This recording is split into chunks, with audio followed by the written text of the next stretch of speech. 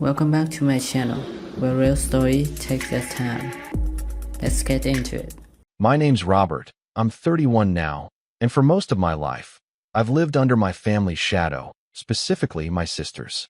Her name is Vanessa, 3 years older than me, and, according to my parents, the gold standard of what a successful child should be. You know that type of sibling everyone in the family measures you against? That's Vanessa. She was the straight-A student, the one who got into a prestigious university, married a well-off guy, and landed a corporate job right out of college. I, on the other hand, took a path they didn't understand, and because of that, they assumed I'd end up a failure. My parents were the kind who loved appearances. They cared deeply about what the neighbors thought, how people saw us at church, and whether Vanessa's latest promotion made it into the family group chat. When she bought her first condo, my mom practically threw a parade. There were photos, posts, and endless phone calls to relatives. But when I told them I was starting my own small marketing agency after college, the first thing my dad said was, "Why don't you get a real job first and see how business actually works?" And my mom added, "Robert, you're not like your sister. She's disciplined." That line stuck with me for years. You're not like your sister. It was repeated so often it became part of how they saw me, and eventually, how I saw myself. At the time, I had little more than an old laptop, a few freelance clients, and an apartment that smelled perpetually of burnt coffee and printer ink. I wasn't living glamorously, but I was determined. My sister never let me forget how cute it was that I was playing entrepreneur. Once, at a family dinner, she laughed and said, "You should have just gone into retail, Rob. At least you'd get health insurance." My parents laughed along. I smiled, but I remember how small that moment made me feel, like no matter what I did, it would never be enough for them. Vanessa thrived on validation. Her life was a constant performance of success. Every holiday dinner, she'd bring up her latest achievements, the luxury gifts her husband bought, the expensive vacations they took. My parents ate it up. Meanwhile, if I mentioned landing a new client, my mom would nod absent-mindedly before changing the subject back to Vanessa's office promotion. It was clear who the star of the family was. But what stung the most wasn't their favoritism. It was how they justified it. They'd say things like, "Vanessa just works harder," or "she's more driven," even when I was putting in 16-hour days trying to build something from scratch. Once, when I told them I was struggling to make rent, my dad said, "Maybe this is a sign you should stop chasing dreams and start living in reality." That same month, they gave Vanessa a loan to renovate her kitchen. I'd love to say I brushed it all off, but the truth is, it got to me. Every slight, every dismissive laugh, it added up. There were nights I'd sit alone in my apartment, staring at invoices that hadn't been paid, wondering if they were right. Maybe I wasn't cut out for this. Maybe I should have just followed the safe path, gotten a job, and tried to blend in. But then, something shifted. It wasn't one big moment. It was a slow realization that the only way to get their respect was to stop asking for it. So, I doubled down. I stopped trying to prove myself at family dinners and started focusing on building something they couldn't ignore. The business started small, design work, social media management for local restaurants, but word spread. One client turned into three turned into 10. Within 2 years, I had to hire my first employee. I still remember my parents' reaction when I told them. My dad said, "Oh, that's nice, Robert," in the same tone someone uses when you tell them your dog learned a new trick. My mom's only question was, "Do you think you'll ever go back to school for something stable?" Even Vanessa chimed in, "Well, at least you're keeping busy." But I kept pushing. I learned to separate my success from their approval. I stopped sharing updates altogether. It wasn't worth the eye rolls or passive-aggressive comments. I poured everything into the business. Long nights, missed weekends, endless trial and error. Slowly it grew. By year 4, we had clients in multiple states. I upgraded my apartment, hired a small team of designers, and for the first time in my life, I felt proud of what I'd built. Still, I didn't tell my family much. I figured if they weren't interested before, they wouldn't be now. Then one summer, everything came to a head. Vanessa and her husband hosted a big family barbecue at their new house. It was the kind of event where everyone dressed a little too nicely for standing around a grill. I hadn't seen my parents in months, and honestly, I almost didn't go. But curiosity got the better of me. I wanted to see if anything had changed. Spoiler, it hadn't. From the moment I arrived, Vanessa dominated the conversation. She gave a grand tour of her modern farmhouse, pointing out every imported tile and designer piece. My mom followed close behind her like a proud realtor. My dad, meanwhile, cornered me near the drinks table to ask, "So, are you still doing that computer thing?" I nodded. He smiled politely and said, "Well, as long as you're getting by." Getting by? That was his way of saying he still didn't take it seriously. As the day went on, Vanessa found new ways to dig. When someone mentioned they'd seen my company's name online, she chuckled and said, "Oh yeah, Rob's got that little business. It's so nice he found something to keep him occupied." Everyone laughed. Even my mom tried to hide a smirk. I felt that same knot in my chest, the one I used to get when I was a kid being compared to her. But this time, I didn't say anything. I just smiled, nodded, and quietly made a mental note that one day, they'd see exactly what I was capable of. After that barbecue, I distanced myself. No more family dinners, no more awkward calls. I focused solely on my work. My company exploded during that time, partly from luck, partly from stubbornness. We landed a massive contract that changed everything. Within a year, we had enough revenue to expand, and I started thinking about buying property. When I finally did, after 6 years of work, mistakes, and sleepless nights, it wasn't just a house. It was a statement. I didn't tell anyone about it, not even my parents. It was a modern home on a quiet street, with floor-to-ceiling windows, a private office, and a view that made me feel like everything I'd been through had been worth it. I didn't buy it to show off. I bought it because, for the first time, I could. Then, one afternoon about 2 months after I moved in, I got a call from my mom. She didn't even say hello, just, "Robert, what did you buy?" I was confused. "What do you mean?" I asked. She said, "Your sister just drove past a house with your car in the driveway. She called me screaming, asking how you could afford it." I froze for a second, and then I laughed. Because after all those years of being told I'd never be as successful as her, after all the dinners where I'd been dismissed and laughed at, the one thing I'd never done was brag. But now, without saying a word, I'd done something they couldn't ignore. And the best part? That was only the beginning. Because Vanessa wasn't just angry, she was obsessed. She started digging, asking questions, trying to figure out how I'd done it. And my parents? They weren't exactly happy either. The balance had shifted, and for a family that thrived on hierarchy, that was a problem. What happened next made everything that came before look tame in comparison. And I'll never forget the first time Vanessa showed up at my door, pretending she just wanted to catch up. The first time Vanessa showed up at my new house, I almost didn't answer the door. It was a quiet Saturday morning, the kind where sunlight filters through the curtains, and you actually feel at peace for once. I was halfway through my coffee when I heard the doorbell. When I opened it, there she was, standing on my porch in oversized sunglasses, holding a gift bag that I could tell, even from a glance, was mostly for show. "Rob, wow, this place is something." Her tone was that carefully measured mix of surprise and disapproval. The kind that said I didn't expect this, and I'm not sure I like it. I invited her in out of habit more than desire.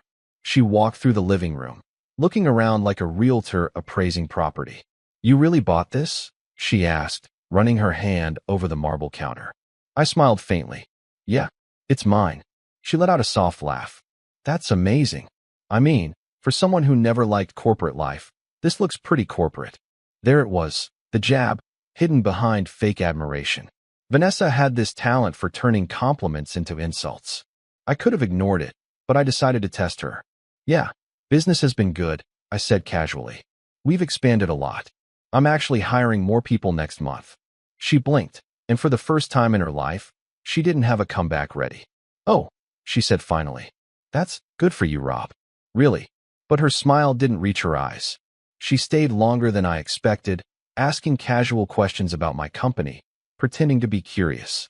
But I could tell she was trying to figure out the numbers, how I could afford the house, what I was making, who my clients were. When she left, she gave me that tight, polite hug people give when they're pretending they're happy for you. I didn't think much of it. But within a week, strange things started happening. It began with calls from mutual acquaintances. One said, "Hey Rob, Vanessa mentioned you might be overworking yourself. Everything okay? Another said, your sister told me you're doing well, but that she's worried it's not sustainable. I didn't even know how to respond. Vanessa was quietly painting me as unstable behind my back, like my success had come at some psychological cost. Then came the subtle digs from my parents. My mom called and said, your sister told us your business is risky. You should really think about putting your money somewhere safe. Don't get too ahead of yourself. My dad added, you're lucky things are going well now, but Vanessa says these things can fall apart overnight. I realized what she was doing. She couldn't handle the idea of me outpacing her. So instead of congratulating me, she tried to undermine me. For the first time, I didn't let it slide. I told my parents firmly, you don't need to worry about my business. It's fine. My dad sighed. We just don't want you to lose everything, Rob. Not everyone's built to handle success. That stung more than I'd admit. I could feel my jaw tighten, but I stayed calm. Over the next few months, the tension simmered quietly, like a storm building on the horizon. Family dinners became unbearable. Vanessa would show up with new jewelry, a new car, or some big work announcement. She'd look at me with that smug smile and say things like, Rob, you must be exhausted running a business all by yourself. I don't know how you manage. My mom would laugh. Your sister's just teasing. Don't take it seriously. But I knew it wasn't teasing. It was control. She couldn't stand not being the favorite anymore. Then came the real betrayal. It started innocently.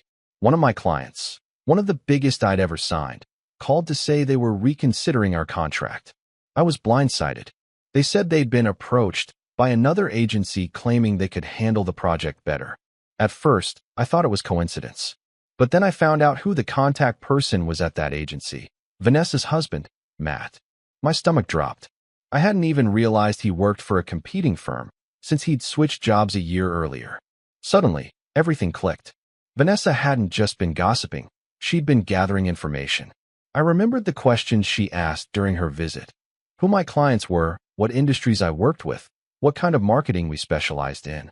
At the time, it seemed like polite curiosity. Now, I realized she'd been fishing. I confronted her the next day. I didn't even plan what to say. I just showed up at her office. She looked genuinely surprised to see me. Rob, what are you doing here? I closed the door behind me. I just lost a major client. Guess who approached them right after I signed the deal? She blinked, feigning confusion. What are you talking about? Don't play dumb. Matt works for a firm that tried to take one of my clients. That's not a coincidence. Her expression hardened. Rob, it's business. You can't expect people to stop doing their jobs just because of you. I stared at her, stunned. You told him about my clients, didn't you? She scoffed. Oh, please. You think I'd risk anything for your little company? You really are paranoid. That word, paranoid, hit like a punch. It was her favorite tactic. Make me doubt myself, make me feel small, irrational. But this time, I didn't back down. I worked for years to build what I have, I said quietly. And you tried to sabotage it because you couldn't stand not being the center of attention. She stood up, folding her arms. You're being dramatic. You've always been too sensitive, Rob. This is why no one takes you seriously. I felt something in me snap. All those years of being compared, belittled, dismissed, it all boiled over. No one takes me seriously because you made sure of it. I said, my voice shaking. You spent your whole life trying to make me look like a failure.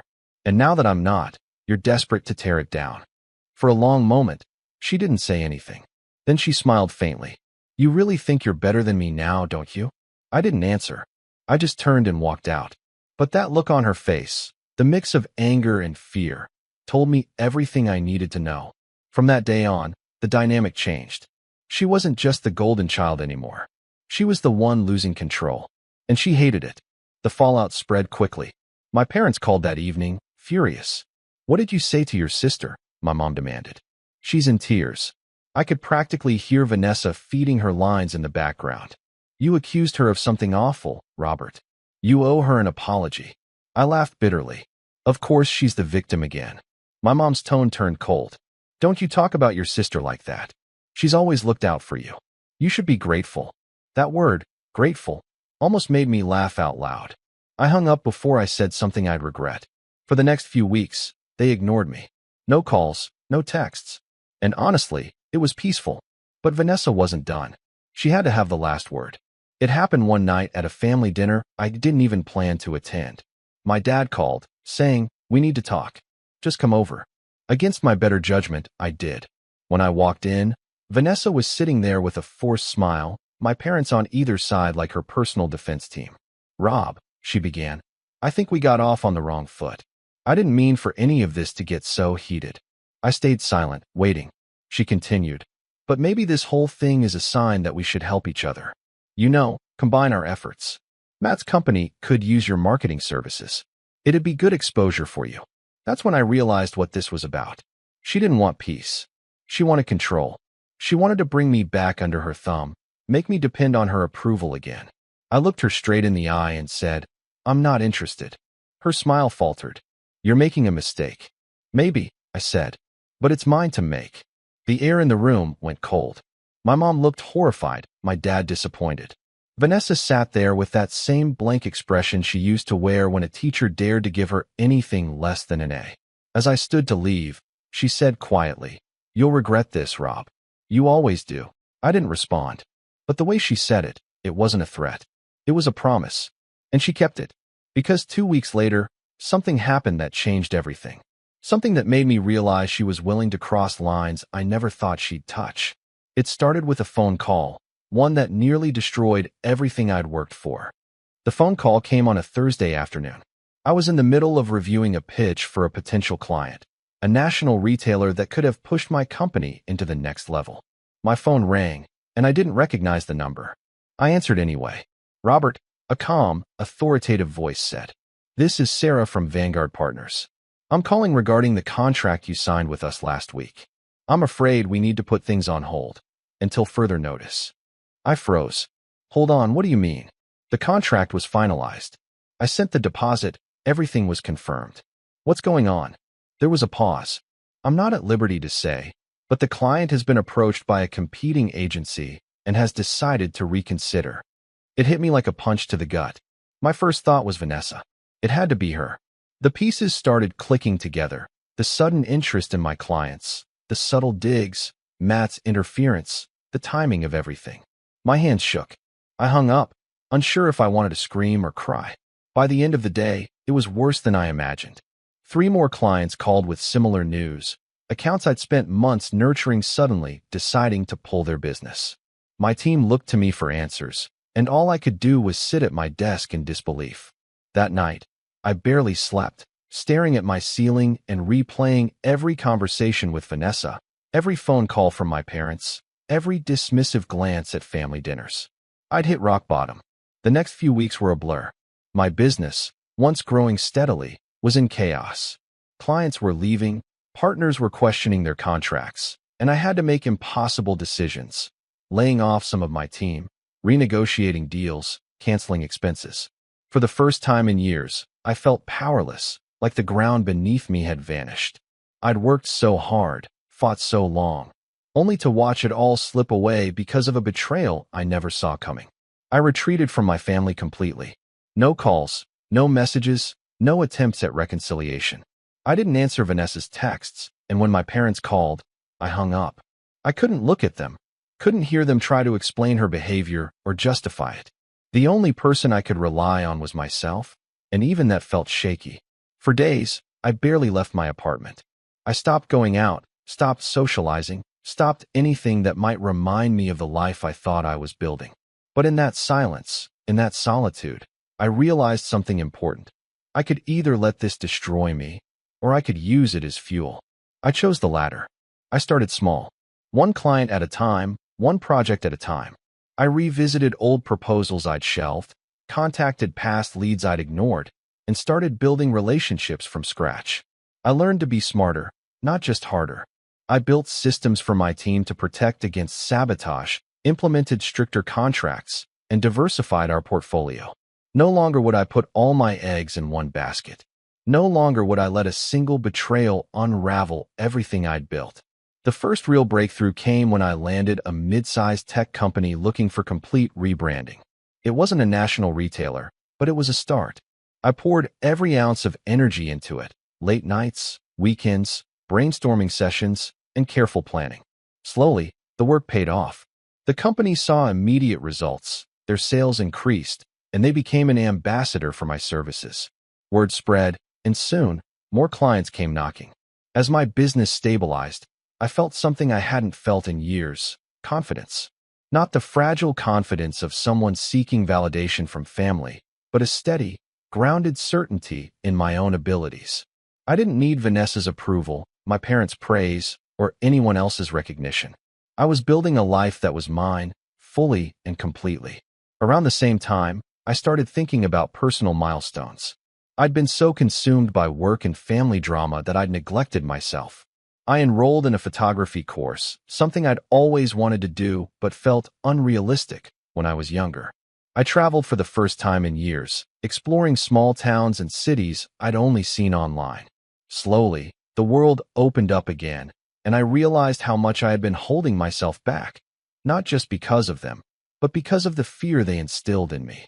6 months after the collapse, I made a pivotal decision: to invest in real estate. I wanted a home that reflected my success, not their standards or their expectations. It wasn't just a property, it was a statement. I found a modern house in a quiet neighborhood, one with large windows, a home office, and a garden I could call my own. I bought it outright, without loans or anyone's help. It was mine. I moved in quietly, without fanfare, without telling anyone. Vanessa, my parents, everyone, they had no idea. I wanted to savor the victory privately, to experience the satisfaction of building something real without interference. And for the first few weeks, it was perfect. Peaceful. Mine. But peace never lasts with certain people. Vanessa eventually found out, of course. She couldn't resist. I started receiving messages from mutual acquaintances asking if I had seen what Robert bought. Then came the call from my mom. I could hear Vanessa screaming in the background before my mom even said a word. How did he afford that? Vanessa yelled. How could he buy a $3 million house? My mom tried to calm her, but she wouldn't be calmed. She was frantic, incredulous, and, most of all, furious. Not at me, but that her carefully constructed narrative of superiority had been shattered. I didn't respond. I didn't have to. The shock on their faces, the panic in Vanessa's voice, the helplessness of my parents. It was all the confirmation I needed. I'd risen quietly, strategically, and completely out of their reach. But Vanessa wasn't done. She began plotting in subtle ways, trying to infiltrate my life. She'd ask mutual friends about my business, invite herself to industry events I attended, and even tried to insinuate herself into my social circles. Every attempt felt like a chess move. I watched carefully, learned her patterns, and began anticipating her attacks. Meanwhile, I kept growing, not just my business, but my self-worth. I hired a team I trusted completely, people who respected my vision. I expanded into new markets, took on bigger projects, and slowly rebuilt my life into something unassailable.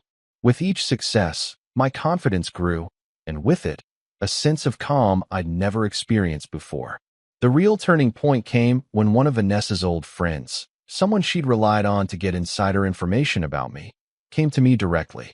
They admitted that Vanessa had been orchestrating a campaign of sabotage, feeding false information to clients, trying to destabilize me.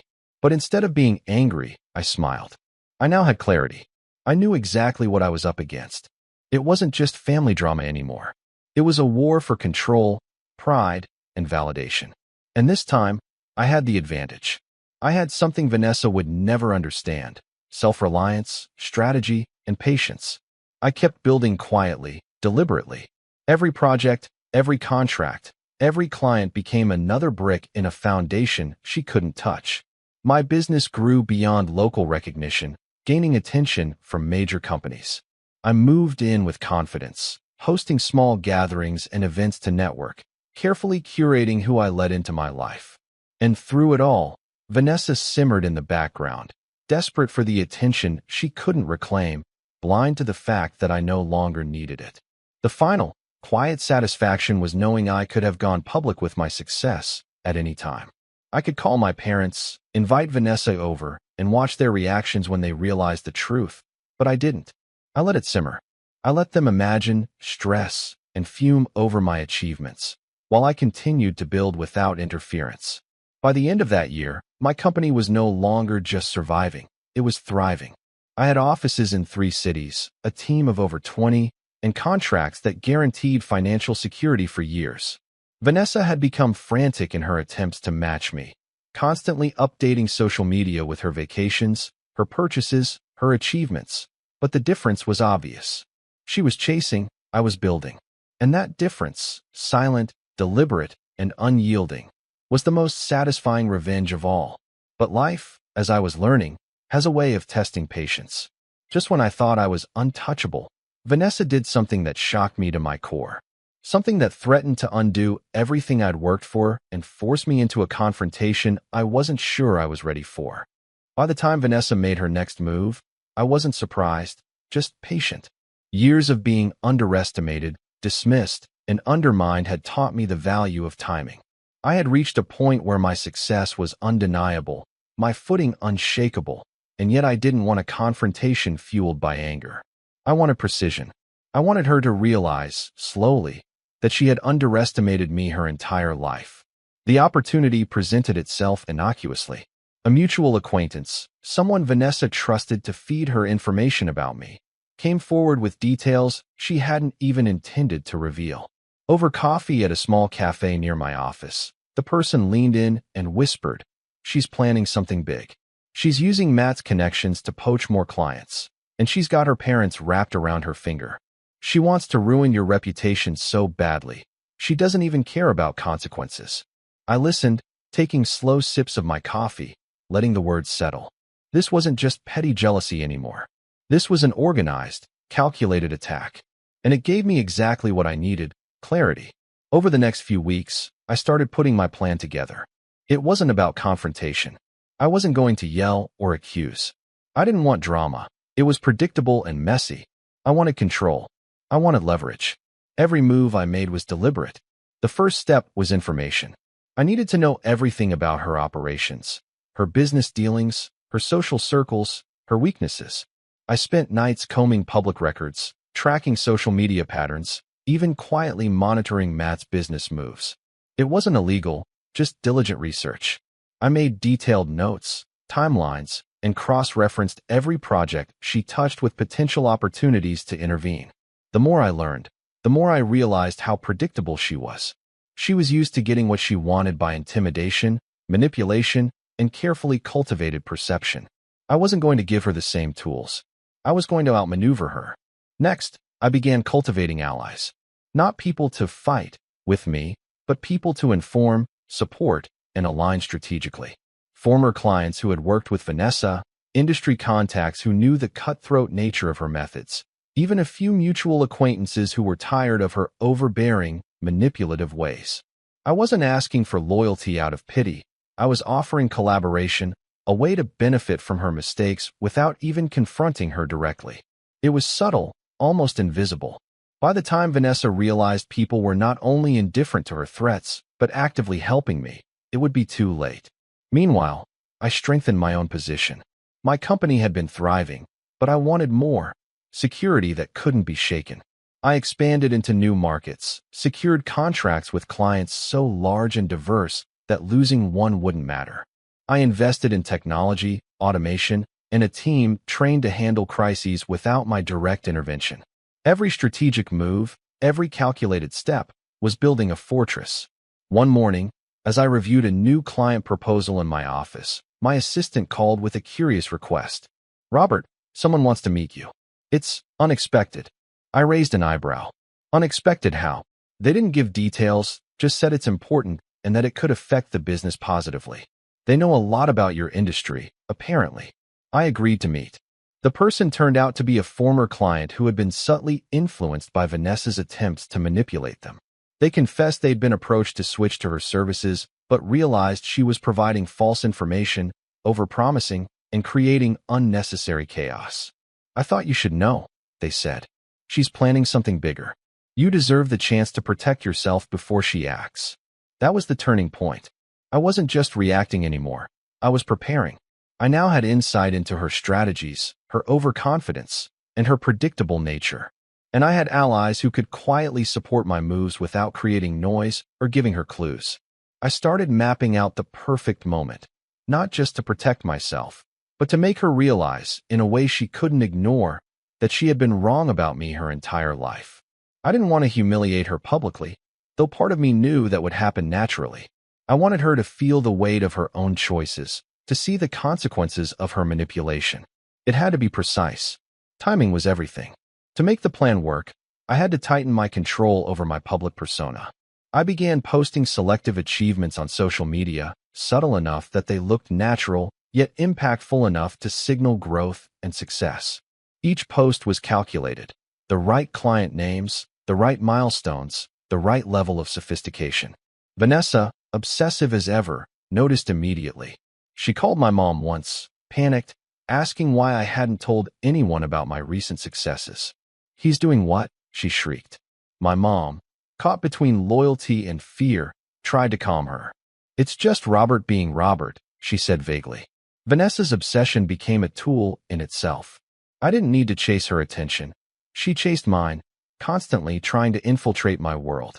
And every time she made a move, I collected information, strengthened my position, and watched her unravel, almost like a game of chess where one player doesn't even realize the board has changed. I also refined my personal strategy. Vanessa thrived on drama and emotional reactions. I practiced neutrality, silence, and calm. Her attempts to provoke me, texts, calls, social media digs, were met with polite acknowledgement at most. The more she escalated, the more composed I became. I wasn't weak, I was gathering strength. My team, unaware of the full extent of the personal drama, became critical in this process. I delegated tasks with care, ensuring that I had eyes and ears where I needed them without compromising professionalism. Every interaction Vanessa had with the industry, every attempt to poach clients or influence people, became data for me to analyze. I wasn't just defending myself. I was preparing a position from which she couldn't recover. One night, I sat in my home office, surrounded by financial reports, client contracts, and notes on Vanessa's business dealings. I poured a glass of whiskey, not to drown frustration, but to reflect. It struck me how far I'd come, from the kid constantly compared to a sister who seemed untouchable, from the business collapse that nearly broke me, to this moment where I had not just recovered but had a distinct advantage. I realized that the person she had underestimated was no longer playing catch-up. I was leading. I was in control. And yet, the best part was still ahead. The culmination of patience, planning, and strategic restraint was on the horizon. I just had to wait for the right moment. Vanessa, for her part, had grown desperate. She was making mistakes now, small at first, but glaring in hindsight. She overpromised to clients. She misrepresented her capabilities, and she left digital traces she couldn't erase. I watched silently, compiling every error, every overreach, every misstep. Soon, these would form the foundation of her undoing. My parents, once the arbiters of her superiority, were starting to feel the shift. My mom would ask casual questions about my business milestones, sounding neutral, but I could hear the curiosity and underlying awe. My dad still tried to maintain his stance, but even he couldn't ignore the trajectory of my company. Their attempts to influence me faded, and I realized just how isolated Vanessa had become in her obsession to maintain control. The final component of my plan was subtle but critical: timing. I needed a situation where Vanessa's ego, her overconfidence, and her own schemes could be leveraged against her. I needed a scenario where I could reveal the truth not through confrontation, but through undeniable proof, an elegant, calculated reveal that would show her that I was no longer a child to be compared, dismissed, or manipulated. By this point, I had amassed everything I needed: information, allies, strategy, and patience. I had rebuilt from the bottom up, not just financially, but emotionally, intellectually, and strategically. The next phase wouldn't be about retaliation, it would be about exposure and inevitability. Everything she had relied on, her manipulation, her influence, her carefully maintained superiority, would collapse under the weight of its own flaws. And the best part? She wouldn't even see it coming. I began to plan the moment carefully, deciding which allies would be involved, which pieces of information would be revealed, and which mistakes would be highlighted. It had to be precise. It had to be public enough for maximum impact, yet subtle enough that she couldn't spin it or recover her narrative. I reviewed the plan one last time late at night, the city skyline glowing outside my window. Every move was accounted for, every domino placed. The storm was ready to strike, but I would remain calm, collected, untouchable. Vanessa had been the orchestrator of chaos her entire life, but now, the stage was mine. The day I'd been planning for 2 years arrived on a Tuesday, quiet and ordinary, which was exactly how I wanted it. I had built the scaffolding for this moment slowly, the clients who trusted me, the contracts that protected us, the web of small, undeniable proofs that showed how Vanessa operated. I didn't want a spectacle driven by anger or vindictiveness. I wanted inevitability. I wanted the truth to land with the weight of paperwork and witness testimony, not with shouting or theatrics. That way, when it hit her, there would be nowhere to hide. I started early, walking the route to the venue as if it were any other meeting. My team was calm that morning. They knew their roles and had rehearsed the sequence without knowing the emotional stakes. At noon, I walked into the conference room where 7 key clients had agreed to meet me. They weren't there because I'd begged them. They were there because they had been quietly informed by people who had seen Vanessa's pattern and chosen to act, that there might be more to the story they'd been told. Some had been clients of mine for years. Others were nervous prospects who had been pressured by false promises. All of them had, at this point, quietly lost trust in someone they'd assumed they could rely on. I opened with the facts. No dramatics. No anger. I placed a simple, neat stack of documents in the middle of the table. Emails, recorded calls where Vanessa's team promised deliverables they never intended to keep, screenshots of false performance figures her agency had circulated, and correspondence that tied Matt's firm directly to attempts to poach my clients using distorted claims about my company. I let them read. People react to proof differently. Some scanned and nodded slowly. One client put their head in their hands and said, "We were promised exactly what we're getting from you." Then Vanessa came in and promised something else. Another, who had been on the fence, sat forward and asked specifics about timelines and results. I answered every question with clarity and data, conversion rates, campaign timelines, follow-up reports. I wasn't trying to humiliate anyone in the room. I was restoring confidence. That was the key. Revenge that rebuilds is far more surgical than revenge that breaks. When the meeting ended, the results surprised even me. Every single client committed to staying with or joining my agency. They wanted stability, transparency, and someone who would admit mistakes and fix them. They wanted what they had when they first trusted me. That momentum was the first domino. What I had planned next was less about winning clients and more about exposing the pattern publicly in a way that could not be gaslit. Over the past months, I had quietly compiled a dossier, timelines, contract breaches, client testimonies, and a legal summary from an attorney I'd consulted. It didn't paint Vanessa as a monster. It showed a pattern of promises unkept, of misrepresentations that had real financial consequences for small businesses. I didn't publish the dossier like a tabloid. I handed it to the industry association that oversaw standards and ethics for marketing agencies. I met with their compliance board, presented the evidence, and let them do their work. Professionals respond to professionals, and the board's mandate was clear: investigate if there was cause. While that process began, I turned my attention to the people who would be most affected personally, my parents. I knew they'd been manipulated by Vanessa's version of events for years, and I wanted them to understand without being ambushed. I invited them over for dinner, neutral, simple, nothing ostentatious, and I let the conversation unfold gently. I didn't narrate a confession. I asked questions. Questions about what they'd heard, what assumptions they'd made, and whether they'd ever wanted to see the truth. My mom fidgeted with her napkin. My dad said nothing at first, and for a long time, silence filled the room. When I told them about the clients who had returned, about the evidence I'd given the board, and about how manipulations had been orchestrated to undercut me, my mother cried. Not because she'd lost faith in Vanessa, but because she felt stupid for having been fooled. My father, who had been stoic and judgmental for as long as I could remember, asked the same question he'd once asked me as a shrug. "Why didn't you tell us when you started?" I answered honestly. I tried. They'd laughed. I'd stopped. The wounds were old, but the dialogue opened the door for accountability. Word traveled. The industry board launched a formal inquiry. Matt's company, upon receiving notice of the investigation and the client testimonies, placed him on leave while they reviewed the communications. Vanessa, who had always prided herself on image, scrambled to control the narrative.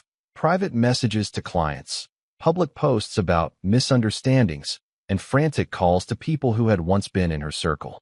But she had underestimated two things: the paper trail and the people who preferred truth to performative loyalty. The compliance board's findings were methodical and devastating. They detailed the discrepancies between promises and outcomes, documented the outreach to my clients, and included sworn statements from businesses that had been misled. The board suspended Vanessa's agency's accreditation pending remedial action. For many clients, accreditation was a mark of trust. When it was withdrawn, it signaled professional risk. A few of her larger accounts began reassessing their contracts. The cascade was quiet at first, then steady. Vanessa's personal response oscillated between denial and fury. She lashed out on social media with carefully worded posts about resilience and unfair attacks, but people in the industry had seen the documents. The more she pushed, the clearer the contrast between performative outrage and substantiated evidence became.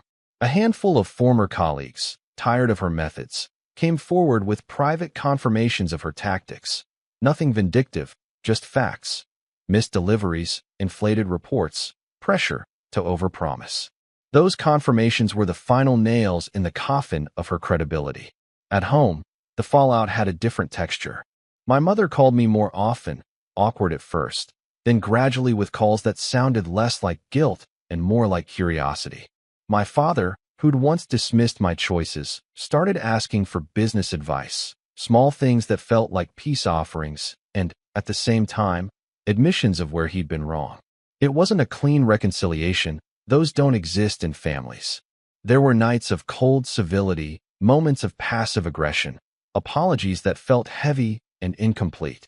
But there were also conversations where my father admitted, haltingly, that he'd favored what looked secure over what was honest. That was a start.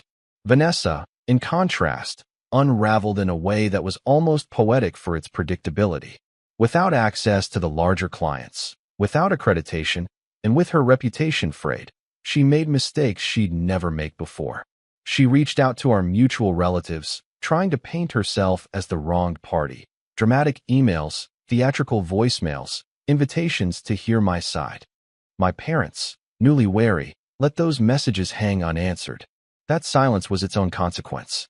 She became increasingly theatrical and private, ranting into the phone to friends who, in time, stopped answering. The attention she had always used as currency slipped through her fingers. Legally, Matt faced repercussions at his firm.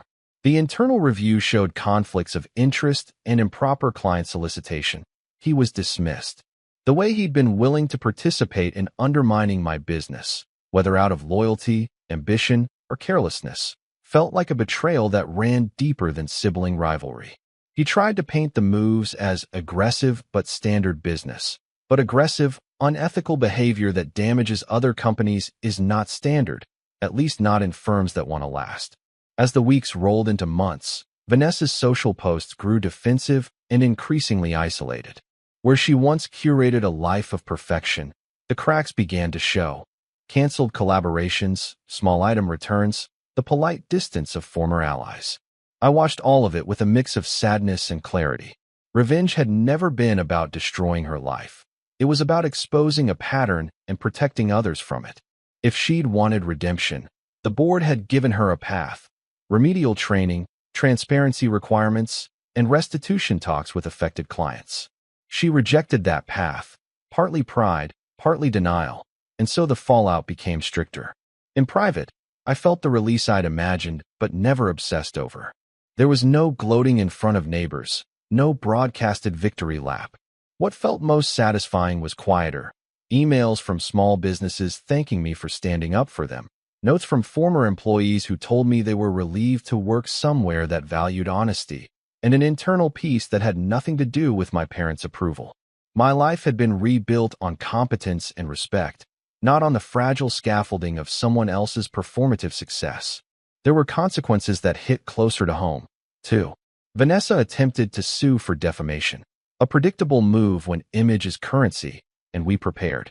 My attorney and I organized the documentation, dates, contracts, sworn client statements. The suit was dismissed quickly because the board had already established a credible record. The legal motion backfired, costing Vanessa more money and drawing further attention to the very behaviors she wanted buried.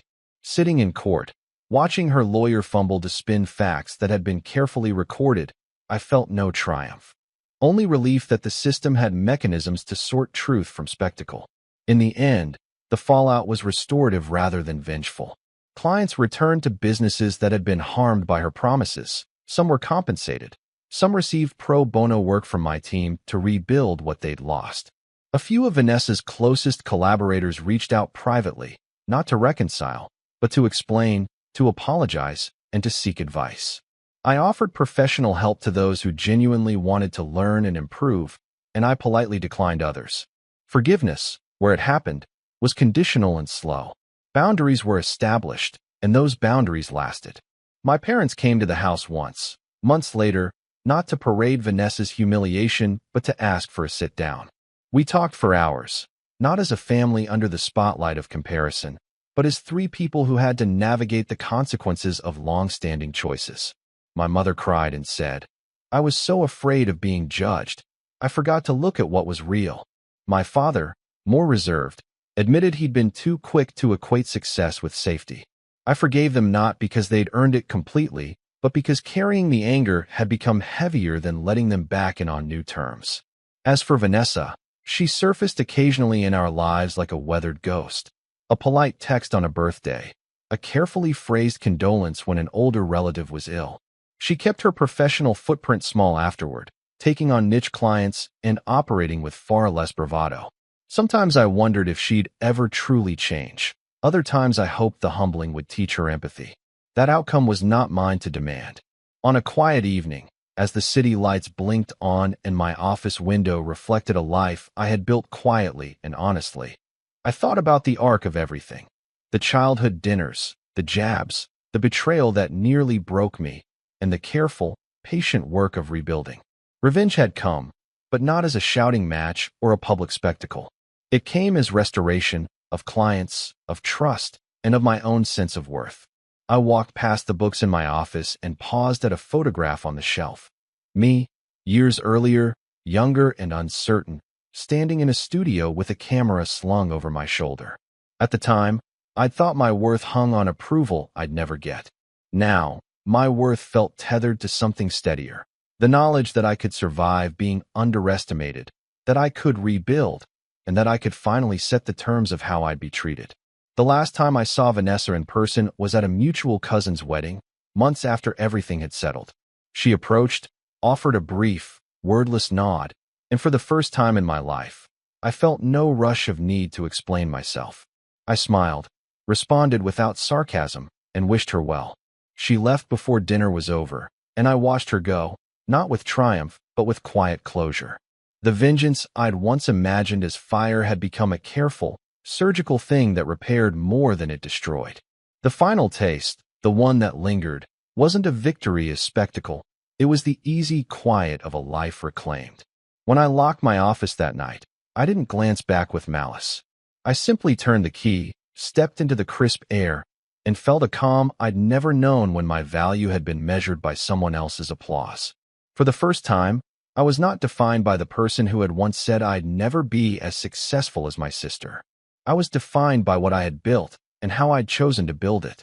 I'm Marco, 34 years old, and if you told me 15 years ago that I'd end up running one of the biggest logistics companies in the country, I would have laughed.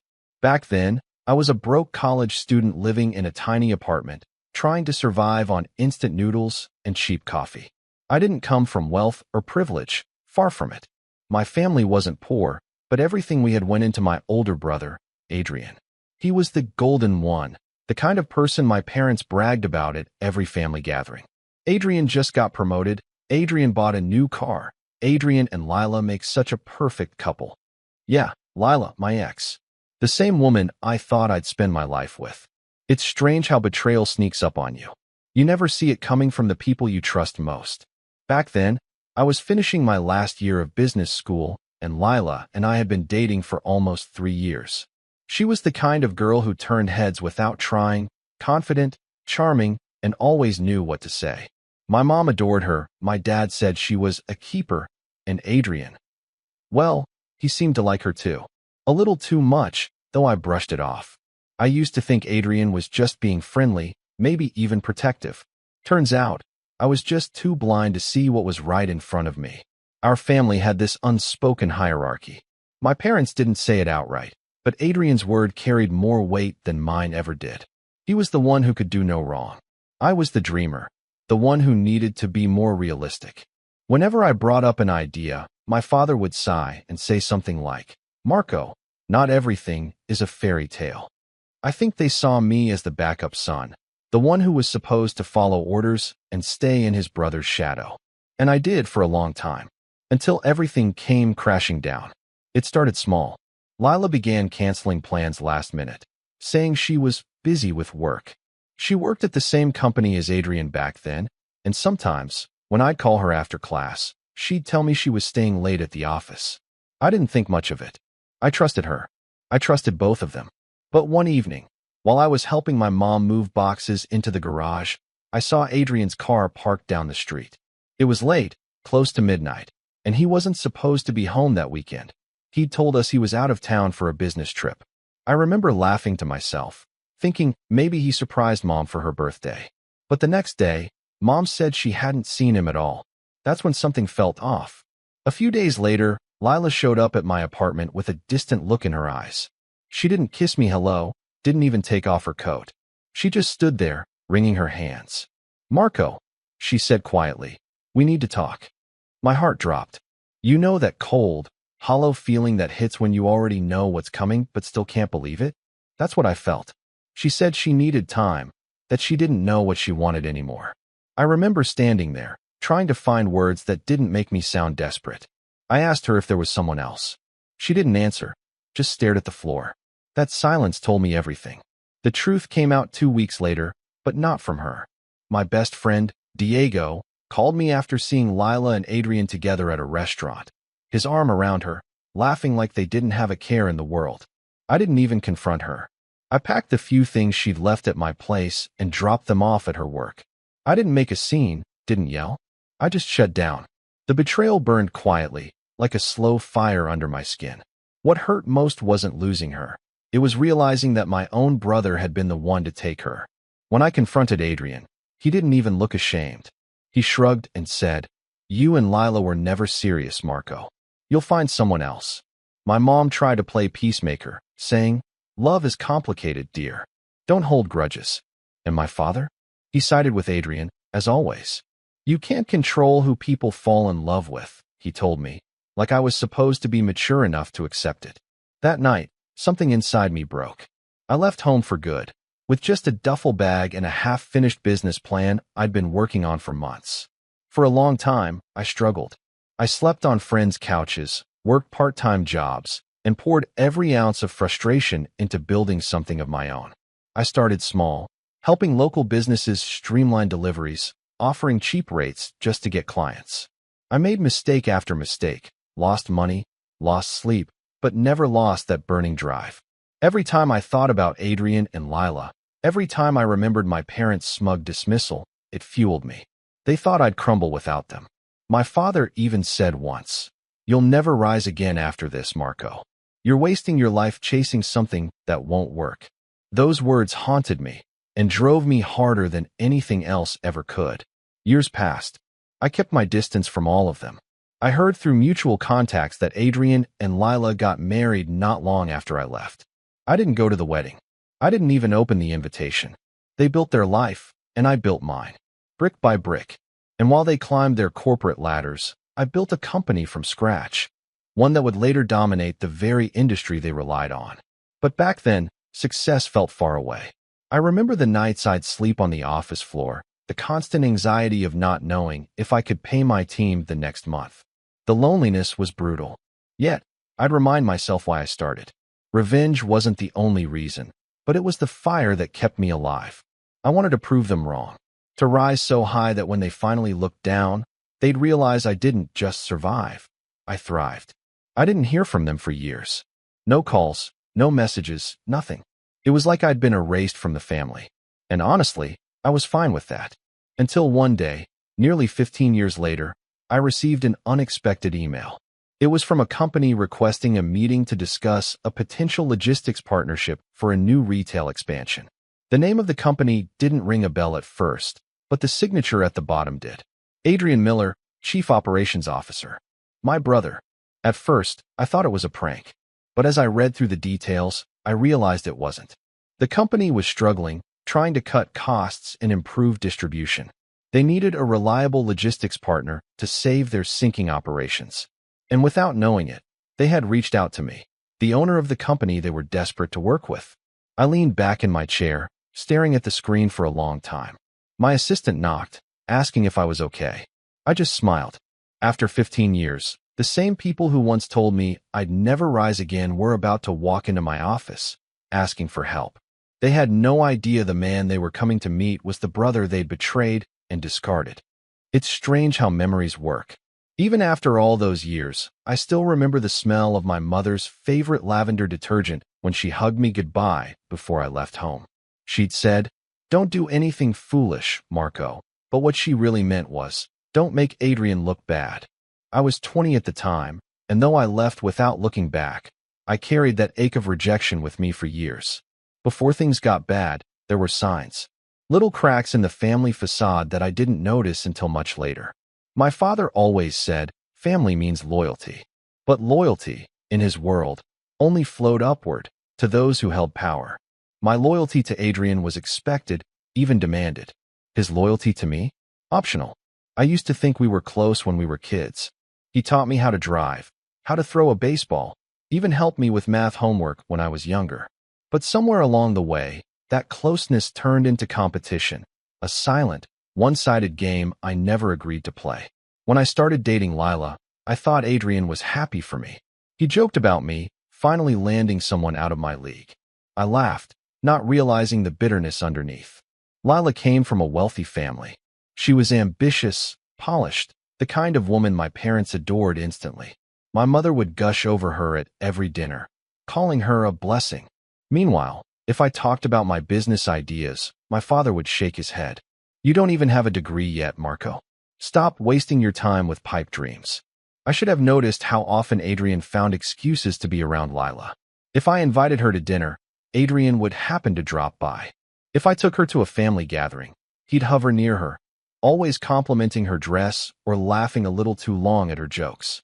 Lila said he was just being friendly, and I believed her because I wanted to. But there was one moment I'll never forget. It was my mother's birthday dinner. I'd spent half my paycheck on a necklace for her, nothing extravagant, but something thoughtful, engraved with her initials. When I gave it to her, she smiled politely and said, "Thank you, dear." Then Adrian presented his gift, a diamond bracelet. My mother's eyes lit up, and the rest of the evening was about how generous and successful Adrian was. I sat there, pretending not to notice how Lila kept glancing at him with admiration. Later that night, when everyone had gone to bed, I overheard my parents talking in the kitchen. My father's voice was low but firm. "Marco should learn from Adrian. He's wasting his time chasing impossible things. He's not built for business." That sentence stuck with me. Not built for business. I don't know why it hurt so much. Maybe because they didn't even give me the chance to prove myself. I left that night feeling smaller than ever. The final straw came a few months later, when my small startup proposal was rejected. I'd been working on a business plan for months. A logistics model that could help small vendors deliver goods without relying on expensive middlemen. I thought it was brilliant. I needed just a small investment to get started, and I naively thought my father might help. I remember sitting across from him at his office desk, heart pounding, trying to pitch my idea like it was my last chance. He didn't even look at the papers I brought. "You need to stop living in fantasies," he said. "You don't have the discipline or experience for this. Adrian's working on something far more realistic.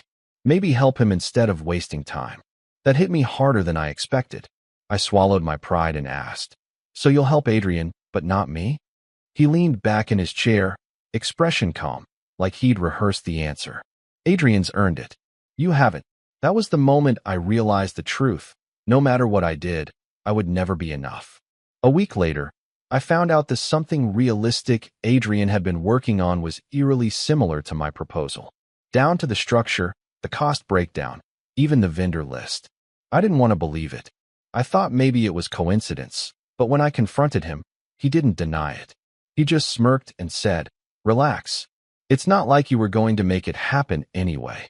I remember standing there, speechless. My brother, the person I trusted most, had stolen my idea and pitched it to my father as his own.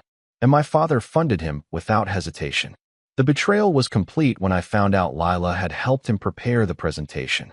I saw the files on her laptop one night when she forgot to close it. My name had been erased from every document. Every trace of me was gone. When I confronted her, she didn't even try to deny it. She said, "Adrian's better at this, Marco. You should be happy it's staying in the family." I remember feeling my throat close up, my hands shaking. I told her she could keep the laptop, the files, everything, and I walked out. The next day, my father called me. I thought maybe he wanted to make things right. But all he said was, "You embarrassed yourself, Marco. You should learn to be a team player." That was it. No apology, no acknowledgement. Just that cold dismissal. I moved out that night.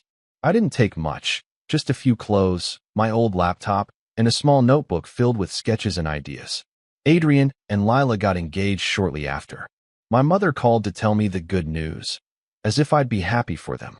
She said, "You'll come to the wedding, won't you? It's time to put this behind you." I hung up without answering. For months, I tried to rebuild myself. I took a job as a delivery driver to pay rent, saving every spare dollar I could. I worked nights developing a new plan, better than the one Adrian stole. I poured my soul into it. It wasn't just about success anymore. It was about reclaiming what they took. Then came the final blow, the breaking point that severed the last thread connecting me to them. I had been working on a partnership deal with a small regional firm. It was my first big break. Everything was ready, contracts drafted, signatures pending. But the night before the final meeting, I got a call from the firm's manager. He said, "I'm sorry, Marco. We're going with another provider. Adrian's company made a better offer." I was stunned. "Adrian? How did he even know about this?" The man hesitated. "He said your father recommended him. Told us your operation wasn't reliable." That was it. My own family sabotaged the first real opportunity one ever had. They didn't just take from me. They actively tried to destroy me. I remember walking through the city that night, rain pouring down, feeling hollow. I sat on a bench outside my apartment, soaked and shaking, staring at the empty street. That was when the anger stopped being noise in my head and turned into something sharper, focus. I made myself a promise. I would rise. Not for their approval, not for revenge, but because they said I couldn't. Because they thought they'd buried me. It took years of blood, sweat, and sleepless nights, but I built something real. I found investors who believed in me, clients who trusted me, and a team that saw value in what I created. And slowly, quietly, my company grew. Meanwhile, Adrian's empire began to crack. I heard whispers through the industry, bad management, poor deals, overspending. Lila had quit her job to support him, but even she couldn't keep things from falling apart. I didn't gloat. I just kept building, waiting, until that email landed in my inbox 15 years later. The same people who had destroyed every chance I had were now begging for help. They didn't know who I'd become. But before I let them into my office, I decided to learn just how deep their downfall went. And that's when I discovered something that made my hands go cold. It turned out, their company's collapse wasn't just financial. There was something darker beneath it. Something that made me realize this reunion would be more than just business. It would be the reckoning I had been unknowingly preparing for all along. After the betrayal, the first few months felt like walking through a fog. I couldn't sleep, couldn't eat properly, and every corner of the city seemed to mock me with reminders of what I'd lost. I would pass by Adrian's office building and see him through the glass panels on the top floor, looking calm, confident, like nothing had ever happened. Lila too. I hated them both, not just for what they'd done, but for how effortless it seemed for them to move on while I had nothing. The thing that cut deepest wasn't just the betrayal. It was the silence that followed. No apologies, no acknowledgement, nothing but an expectation that I should disappear quietly, like I'd never existed. I spent nights sitting at my tiny desk in the corner of my rented apartment, scribbling business ideas on scraps of paper, sketching delivery routes, and calculating costs until my eyes blurred. At the time, I couldn't see the full picture, but I knew one thing for certain. I wasn't going to beg them to let me back into their world. I had been given the ultimate lesson. They didn't care about me, so I would care about myself. I would rise, but on my own terms. I started small, really small. A single beat-up van, a handful of clients I knew from old part-time jobs, and an unshakable determination. Every dollar I earned went back into the business. Every extra hour I could spare became a new idea, a new approach. I learned the hard way, making mistakes that cost me sleep, money, and sometimes my sanity. My hands were raw from loading packages, my back ached constantly, and I went days without proper meals. But I had something no one could take. I had control.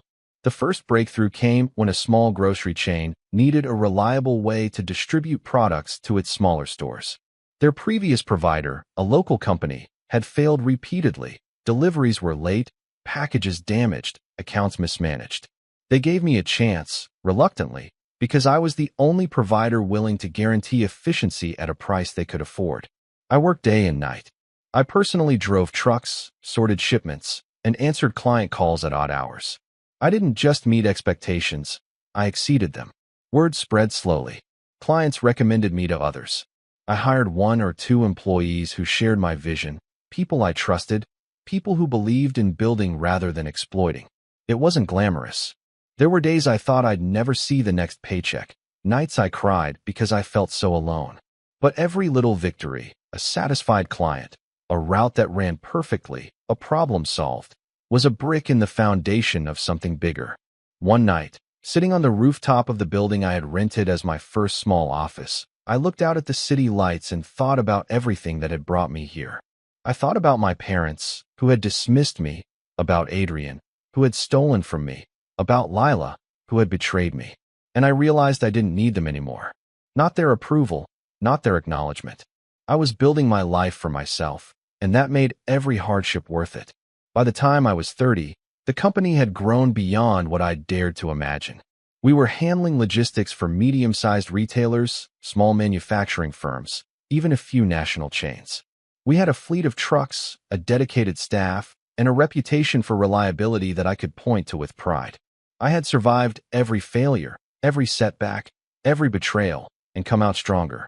But the fire that burned inside me hadn't dimmed. Then came the whisper of Adrian's failure. It started as a rumor, then became a pattern.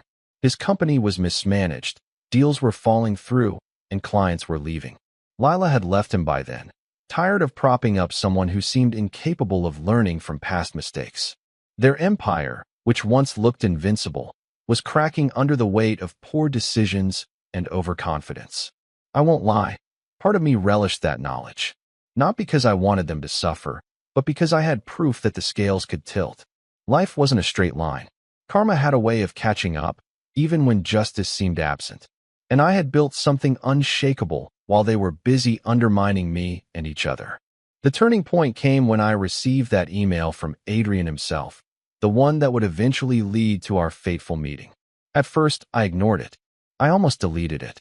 But curiosity, and maybe a spark of the old anger, made me read it. They were desperate. Their company was teetering on the edge, and they needed a logistics partner to stay afloat. And they didn't even realize who they were contacting. I spent a long night thinking about it. Should I respond?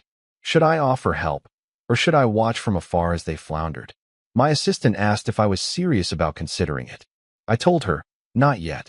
I need to know how deep this goes first. Over the next few weeks, I quietly dug.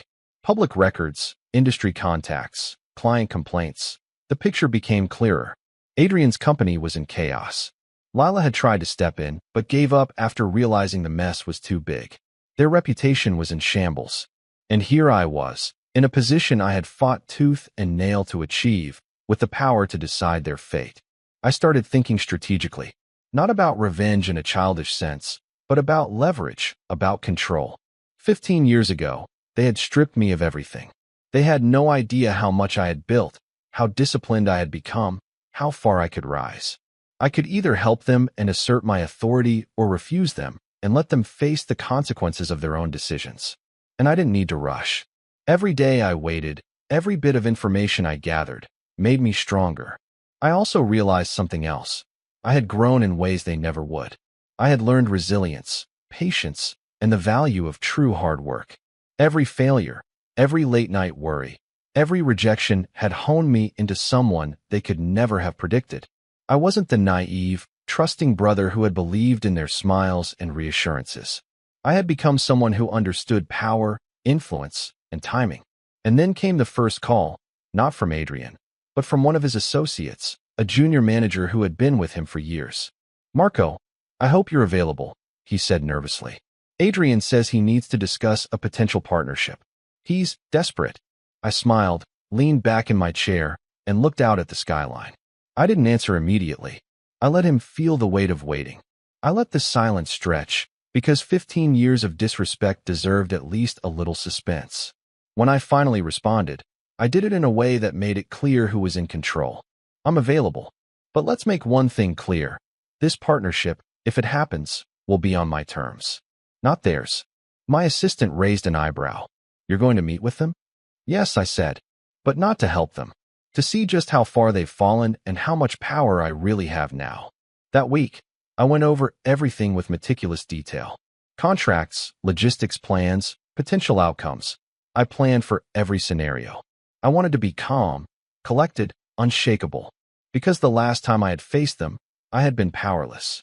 Now, I held all the cards.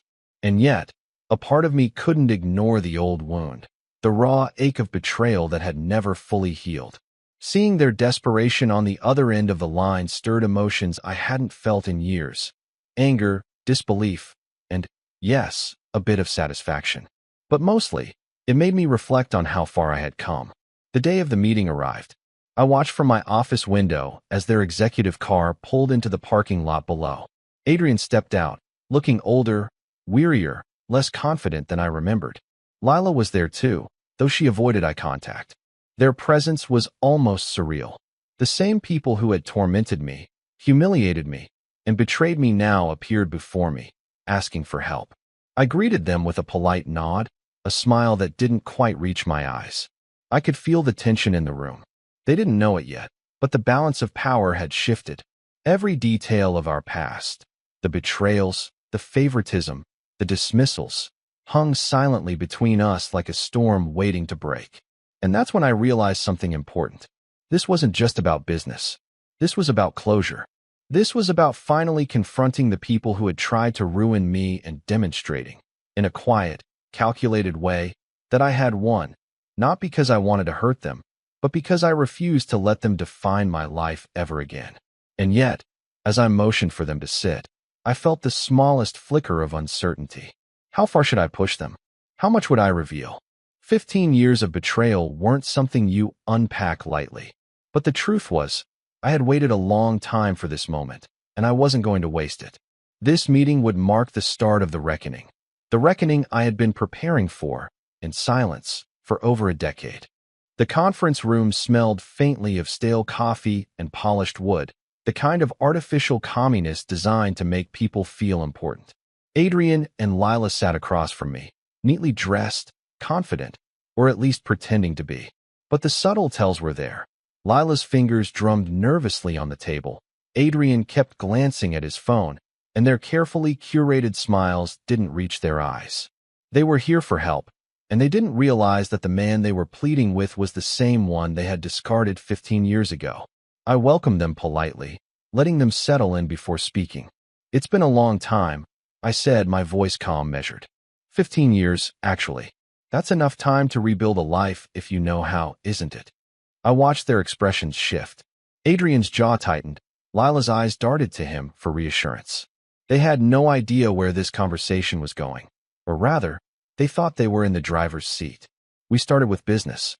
They presented their proposal, explaining their dire situation, outlining the losses, the client departures, the mounting debts. Adrian tried to maintain the confident tone he always relied on, but I could see through it. Years of reading people, analyzing behaviors, and watching competitors falter had taught me how to spot fear behind bravado. This wasn't about efficiency. It wasn't about logistics. This was desperation dressed in a professional suit. I nodded thoughtfully, pretending to consider their pitch. Every question I asked, every pause I took, was deliberate. I wanted them to sweat a little, to feel the uncertainty they had inflicted on me all those years ago. So, I said finally, leaning back in my chair, you need my company to save yours. And you expect me to just help? Without conditions. Adrian cleared his throat. Well, yes. We're hoping you understand the urgency. Our clients are leaving, and without a strong logistics partner, we'll fail. I interrupted gently. Exactly. And it would be tragic if that failure were permanent, wouldn't it? I let the words linger, watching as the color drained slightly from Adrian's face. Lila shifted uncomfortably, biting her lip. For 15 years, they had underestimated me. Now, even the smallest sentence held weight. After that meeting, I didn't give them an answer. I sent them away, telling them I'd review the numbers. But in reality, I wasn't just reviewing numbers. I was planning. I had a notebook, spreadsheets, and a mind full of strategies. For years, I had imagined a scenario where I could confront them with power, but now that moment had arrived. I realized quickly that my approach couldn't be impulsive. It had to be calculated, meticulous, irreversible. I started by auditing their operations secretly, not in a malicious sense. I didn't need to hack or spy. The information was there in public records, industry reports, and leaked insights from mutual contacts. Their clients were leaving because of repeated delays, poor inventory management, and, crucially, Adrian's hubris. He had been relying on shortcuts and old contacts rather than innovation. Lila had tried to fix things, but her goodwill only delayed the inevitable collapse. Every late night spent poring over their failures revealed a pattern. Adrian had one strength, charm. Lila had influence, though misplaced.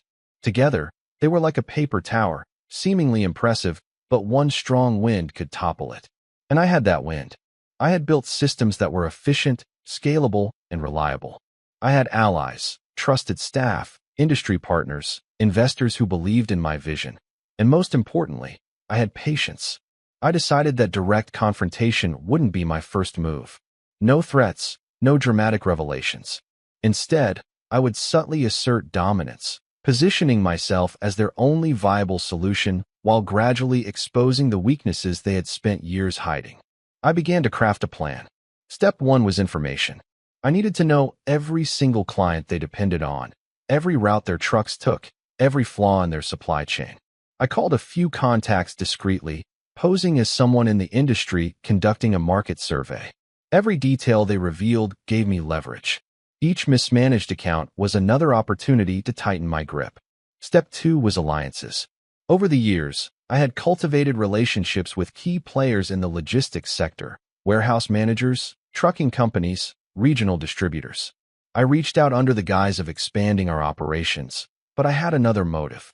I wanted these allies in place before I officially engaged with Adrian and Lila, ensuring that when the time came, I could control the narrative entirely. No last-minute surprises, no betrayals. Step 3 was psychological. I knew they would underestimate me, just as they had always done.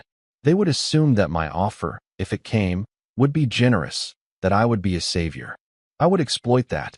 I began dropping hints in conversations, casual mentions to contacts that my company had the capacity to handle large, complex logistics contracts. Slowly, the news trickled to their ears.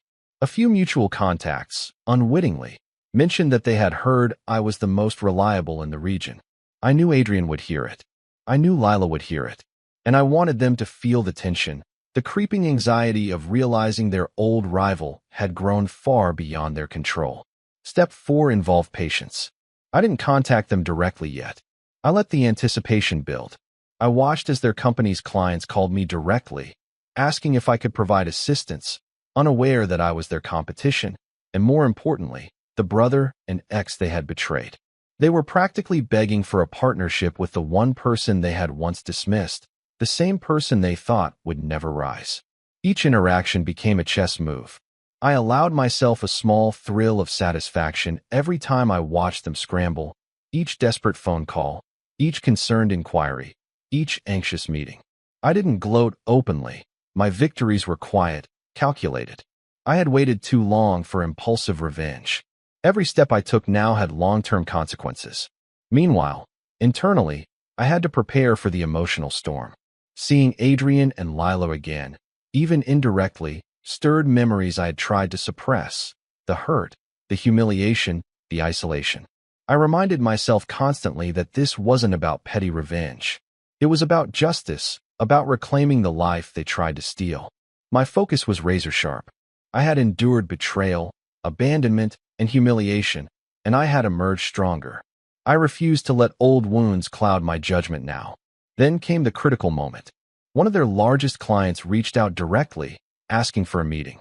They were losing faith in Adrian's company and needed a reliable solution immediately. I saw it as the perfect opening. I agreed to meet, fully aware that Adrian and Lila would find out. I had positioned myself so that when they did, it would be clear who held the power. I spent days preparing. Every scenario was mapped out, every question anticipated, every potential objection countered. I even rehearsed the small gestures, smiles, pauses, the tilt of my head, to project calm dominance. I wanted them to feel the full weight of the situation when the time came. I wasn't just meeting a client. I was setting the stage for a reckoning 15 years in the making. And then, an unexpected piece of information arrived that changed everything. A mutual contact called me with urgent news. Adrian had made a critical decision without consulting anyone else, a financial move that could tank their company entirely if it went wrong. They had no idea I knew. They didn't know I had spent months quietly building the perfect vantage point, observing their missteps, understanding every weakness. I realized that I didn't have to rush. I didn't need to confront them directly just yet. I could orchestrate the situation to maximize the impact, ensuring that when I finally did, it would be undeniable. Every action, every choice they had made over the years, every betrayal, would work in my favor. I could see the path forward clearly. The next week became a masterclass in subtle manipulation. I strategically reached out to a few of their clients under the guise of industry research, offering small insights and quick consultations. Nothing overt, nothing that would raise suspicion. But each interaction sowed seeds of doubt about Adrian's leadership, subtly highlighting their failures without ever saying a word. Meanwhile, I made sure my own company's operations were flawless. Any misstep would ruin the entire plan. Every delivery, every contract, every communication had to be impeccable.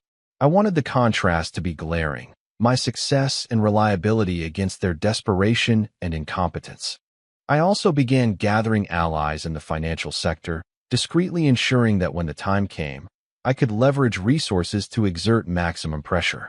Investors, logistics partners, even a few industry journalists who were quietly impressed with my growth. I wasn't just preparing to offer a business solution. I was building an environment where I controlled the narrative completely. And finally, I waited. The anticipation was electric. Every day, I watched them flounder, heard reports of internal panic, and saw Lila and Adrian making desperate moves to keep clients from leaving. I didn't interfere directly, just let the dominoes fall naturally, each misstep confirming that my patience and strategy were working. One afternoon, as I reviewed a client's delivery schedule, I received a text from Adrian himself. "Marco, we need to talk. It's urgent. Can you meet?" I smiled, leaning back in my chair. 15 years of waiting had led to this moment. I knew exactly what I held in my hands now: the power, the leverage, and the knowledge of their weakness. And for the first time in years, I felt that old thrill of anticipation mixed with the calm satisfaction of being in control. I didn't respond immediately. I let him stew for a few hours, as I had learned to do, enjoying the quiet reminder of how much the tables had turned. When I finally replied, I didn't rush to meet. I set the terms. I dictated the time, the place, the tone. I wasn't the desperate brother anymore. I was the orchestrator. The room was quiet the way a room is quiet right before something irreversible happens. That calm that makes your pulse loud in your ears. I had rehearsed my lines, my pauses, the exact moment I would flip the script. But rehearsing and living it are different things. When Adrian and Lila walked into my office that afternoon, their faces were a study in brittle confidence. They still carried themselves like people who'd never been forced to look hard at the consequences of their choices. That would change, and I intended it to change slowly, surgically, and without vindictive spectacle. I wanted the fall to be inevitable, not theatrical. We began with small talk, the usual polite preface that earns you a second of grace. Then we moved to the table and opened the files. I had prepared 3 things for them: a partnership proposal, a restructuring plan, and a dossier. The partnership proposal was the bait, a lifeline they would think they needed. The restructuring plan showed how I would integrate their routes and clients into our systems. The dossier contained the truth I had unearthed over months: missed shipment logs, patched over vendor complaints, internal memos showing Adrian's insistence on risky shortcuts, and confirmation from a few former executives that money had been diverted from maintenance and operations into high-risk marketing stunts that produced no returns. Nothing illegal in the dossier, no fabricated evidence, no salacious lies, just a clear catalog of managerial negligence and the cascading failures it caused. I presented the proposal calmly. "We can take this on," I said. "We can stabilize your operations, bring your clients back, and build a turnaround plan. But it will be on my terms, because I won't be responsible for rescuing years of neglect without accountability." Adrian's smile was thin. "We just need time. We'll sign whatever." "Not whatever," I cut in. "Terms." I slid the contract toward him. "Immediate operational oversight. I appoint the chief operating officer. You retain ownership for now, but you will cede all operational control. We'll audit your books for the last 5 years, quarterly public reporting, and a clause that allows us to convert unpaid service invoices into equity if your company can't meet the agreed stabilization milestones. And one more thing. Any client we bring back must sign a new contract with my company as the primary provider, with your firm as a subcontractor. That ensures continuity and keeps the clients from being left adrift if you fail again." Lila's hand hovered near the documents, as if a touch might make them vanish. "Marco, that sounds harsh. We just need a partner to rebuild credibility," I finished. "Yes, but credibility is earned through competence and transparency. You didn't earn it." My voice was steady, calm. That steadiness had been built from years of late nights, from cold showers after failed deals, from the slow compounding of small victories. It was not cruelty. It was the firmness of someone who had been pushed off a cliff and climbed back up, seeing the edge from which they'd fallen. They protested, of course. "We can't hand over control," Adrian said. "This company is our legacy." Legacy.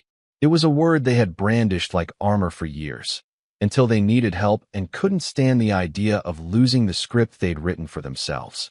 I watched them flail in small ways, defensive phrases, the old entitlement seeping through. They thought threats of lawsuits or clumsy PR maneuvers would intimidate me. They had misread me. I let them talk. I let them try to bluff. Then I started executing the things that made bluffing impossible. First, I called the largest client they'd been losing, the regional retail chain that had been on the verge of pulling their account. I asked for a confidential meeting and presented a concrete plan: immediate route stabilization, guaranteed delivery windows, and a phased migration of their shipments to our system with zero disruption. I outlined the guarantees and the penalties for missed service levels, all underwritten by my company's reputation. The client wanted certainty. I offered it. They agreed to a pilot. Second, I reached out to 2 of their other major partners, discreetly offering short-term contracts and transition support if they would sign on to move their most delicate routes while the pilot proved itself. They agreed. When 3 of a company's biggest revenue sources start moving to your door with signed contracts, the market notices. Third, I quietly arranged a board-level audit for Adrian's company. Not a witch hunt, a legitimate third-party review that would examine operations and financial health. The auditors were professionals who required cooperating signatures and access. When Adrian balked, claiming privacy and insulted loyalty, the board members he once charmed made a decision. They wanted survival over ego. They signed. Once the audit commenced, the room for spin narrowed. Facts have a way of straightening narratives. The audit produced a sober report with a list of required capital injections and operational changes, none of which Adrian could provide without credible partners. With the pilot underway and the audit in progress, something shifted publicly. Clients who had once tolerated delays and excuses began applying pressure. Stockholders, old friends of Adrian's father who had lent credibility to the company years ago, started asking questions in quarterly calls. Industry journalists sniffed a story about mismanagement. The dominoes leaned toward collapse. That was the environment in which I presented my final offer, a structured acquisition. Not a hostile buyout, not a vindictive liquidation, but a clean, business-like transfer. I offered to acquire the company's core logistics assets, the most valuable routes, warehouses, and client contracts, for a fraction of their previous market value, enough to pay back secured creditors and give the remaining shareholders a seat at the table of the new merged entity, conditional on full transparency about past mismanagement. I insisted on public acknowledgement of the transition and a mediated statement to clients promising continuity and improvement. Adrian's initial reaction was fury. "You'd take everything," he spat. "You'd take our name." He balked at the price. Lila's eyes were wet, but there was no humility there, only stubborn disbelief that the world could change while they stood still. I didn't raise my voice. I didn't point out the hypocrisy. Instead, I let the market do it for me. Within days, two of their largest unsecured creditors moved to enforce covenants. Their primary insurer refused to renew coverage without the operational changes an acquirer would provide. Their board, concerned about the company's ability to ward off a complete collapse, voted to accept my proposal as the most practical and least disruptive path forward. Adrian had no real leverage left. The public announcement was clinical. A press release, a formal statement, a joint town hall for staff. I stood on the stage and outlined the plan. Operational integration, client guarantees, a transparent audit process, and an investment in workforce retraining. I spoke about accountability without spectacle. My goal wasn't to humiliate, it was to correct. But correction has consequences, and consequences can sting. Adrian was offered a transitional advisory role with strict oversight, a path out that preserved some dignity if he chose to accept it. He refused. He stormed off the stage. Lila stood by him for a moment, then turned and walked into the audience, face reddened, shoulders tense. Later, she would file to have her name removed from executive materials. She wouldn't defend him in interviews. Their marriage unraveled as quickly as their company had. Some people call that poetic justice. I called it the end of a bad chapter. The fallout was immediate and precise. Clients signed over critical contracts. Employees who had been caught between incompetent leadership and desperate loyalty breathed easier when they saw a plan and leadership that cared about their jobs and their livelihoods. Investors who had once walked away came back because the numbers showed stabilization and growth potential. The new company absorbed the best of what Adrian's firm had: useful routes, a trained workforce, and market presence, all under systems that prioritized reliability and ethics. The rest, bloated contracts, risky stunts, and poor leadership practices, were right-sized or shuttered. Adrian, meanwhile, faded out the way people who don't adapt do. The aura that had once protected him cracked under the weight of results and accountability. He called a few times at first, angry, pleading, then bitter.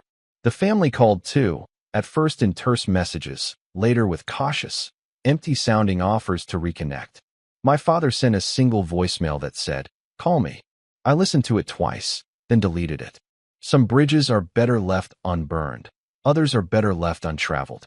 There were whisperings that my actions were merciless, that I could have extended a warmer hand.